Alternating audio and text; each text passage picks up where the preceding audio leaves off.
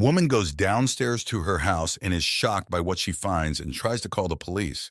A woman went down the basement of her new house one day, only to race back upstairs after she heard a voice coming from behind a locked door.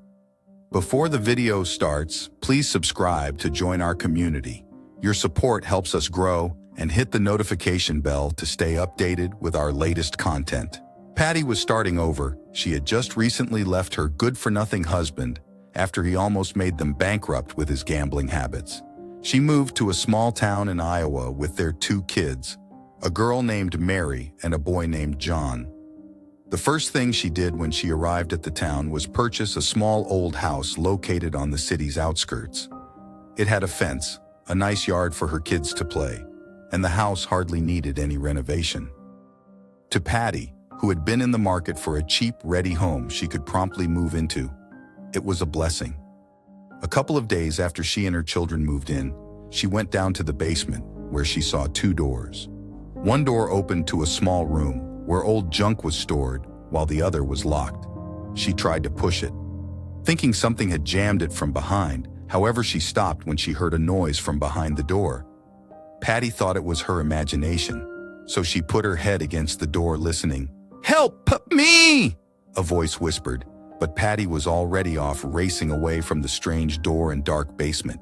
When she reached her living room, she took several breaths to steady her nerves, entered the kitchen, picked up a knife, and returned to the basement.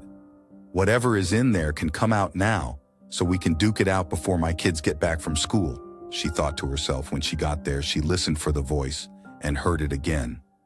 It sounded like it was whimpering. One steady kick to the area beside the already weak doorknob got the door ajar and revealed a dejected old woman. "Mario?" a small, weak voice called. It didn't sound menacing in the least. "No, it's not Mario, it's Patty, the new owner of this house." "New owner? I don't understand, this is my house," the old woman said. Patty was more worried about why the woman was locked in the basement, so she invited her to have tea before she asked what her story was. "I bequeathed the house to my grandson, to be inherited after my death. He sold it," Patty said with regret. "And that means I robbed you of your only home. I'm sorry. So that's why he put me in there, so I don't get in his way," the old lady sighed. When Patty made to call the police to report the crime, the older woman, who called herself Maddie, begged her not to. She wanted nothing to happen to her grandson and would rather leave. Patty's heart went out to her, so she agreed not to call, and also suggested that Maddie live with her as a nanny for the kids. The old woman did her best. She cooked, cleaned, and even helped them with homework while Maddie was busy at work. One day, Maddie was making pie when Patty's daughter came running to her. She had tears on her face and bad news to share. Her younger brother had fallen into a river. The old woman and the girl ran to the river and caught sight of the boy. Little John was barely holding on to a tree branch that kept him from floating away with the current.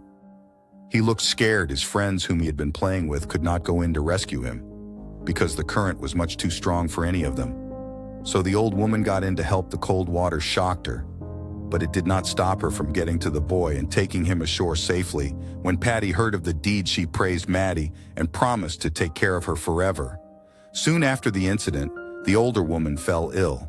The cold from the water worked a number on her, and she had contracted pneumonia. The boy she rescued lived on healthily, but she passed on after some time. After a week, Patty decided to take the late woman's things apart. She stumbled upon a small box filled with precious jewelry and a note addressed to her. It read, "If you found these, then it means I've passed on, and you've come to clear out my things. I'm thankful for the time I spent with you, Mary and John, because you gave me a taste of family again. These jewels are for you, Patty, and for your family. I hope they help you when you're in a difficult place, just as you once helped this old woman. From Maddie with love." Patty put the money she got from selling the jewelry to good use, and she lived comfortably with her children for a long time. What can we learn from this story? Be nice, it has its rewards. Patty could have thrown Maddie out the moment she discovered her living in the basement of her house, but she did not. Instead, she sat her down, listened to her talk, and decided to help her. This was repaid in 100-fold in the end. Never let greed win. Maddie's grandson lost to greed because he sold her house right from under her nose, and to prevent her from stopping the deal, locked her into the basement for the next owner to find. If Patty had called the police, he would go to jail for it. And even though she did not, karma is sure to catch up on him. Or maybe it did after all. The box of precious stones could have been his along with the house if he had been patient.